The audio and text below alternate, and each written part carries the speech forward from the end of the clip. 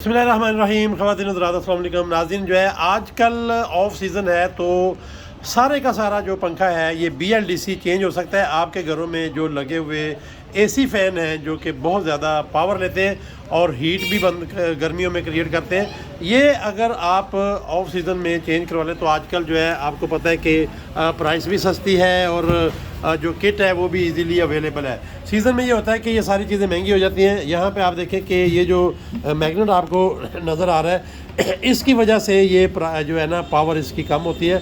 Normally 30-40 वाट के ऊपर AC DC fan जो है ये इसका पूरा स्ट्रक्चर है जो आप देख रहे हैं और ये इसकी किट है। तो आज आप अपना पुराना जो जो फ़ैन है सीलिंग फ़ैन जो है वो आप आराम से बड़ा सस्ता जो है वो चेंज करवा सकते हैं। तो वो BLDC फ़ैन जो है वो हो सकता है और जो है ये बड़ा मौका है, ख़ासकर गर्मी में या सीज़न में बड़ा मुश्किल हो जाता है, किटें महंगी हो जाती हैं, अवेलेबल नहीं होती और इसके अलावा और भी बड़े इशू चाह रहे होते हैं, प्राइस जो है बढ़ जाती है।